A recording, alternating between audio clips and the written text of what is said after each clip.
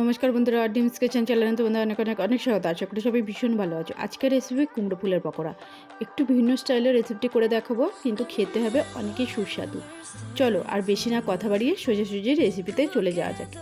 কুমড়ো ফুলের পকোড়ার জন্য আমি কিছুটা পরিমাণ কুমড়ো ফুল নিয়ে নিয়েছি। এখানে প্রায় 8-9টার মতন কুমড়ো ফুল আছে। আমি ধুয়ে পরিষ্কার করে এইভাবে টুকরো করে কুমড়ো ফুলটাকে কেটে নিয়েছি।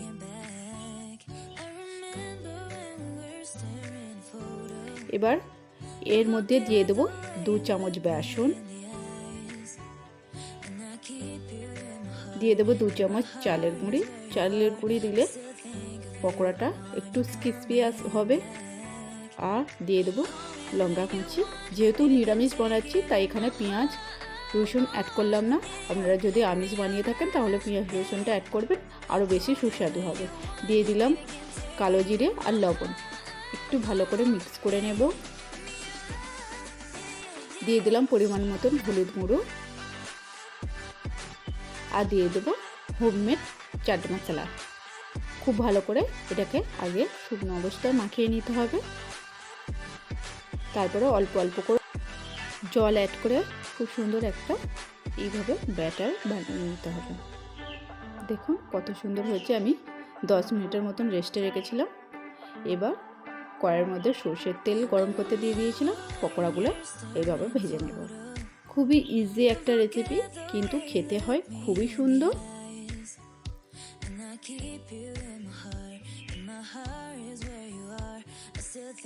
তোমরা সন্ধ্যায় চায়ের সাথে এই রেসিপি ট্রাই করতে পারো, দারুণ লাগবে।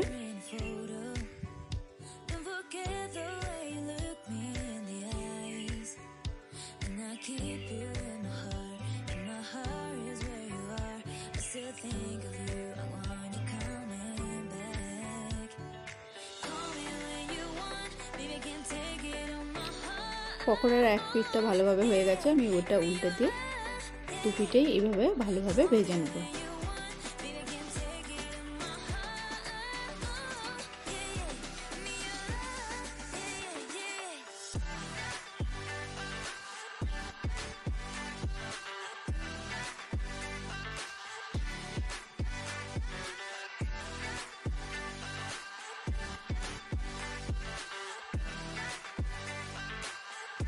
দেখুন পকোড়াগুলো খুব ভালোভাবে হয়ে গেছে। এবার এটাকে তুলে নেব।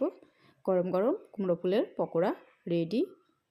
চায়ের সাথে সন্ধ্যার স্ন্যাক্স হিসাবে অবশ্যই এই রেসিপিটি রাখতে পারেন, দারুণ লাগবে। আর রেসিপিটি যদি ভালো লেগে থাকে অবশ্যই চ্যানেলটিকে সাবস্ক্রাইব করবেন আর কমেন্ট করে জানাবেন রেসিপিটি কেমন লাগলো। আর ভিডিওটি একটি লাইক করতে ভুলবেন না। আজকের মতন এই পর্যন্ত। আবারও দেখা হচ্ছে নতুন একটা রেসিপি নিয়ে।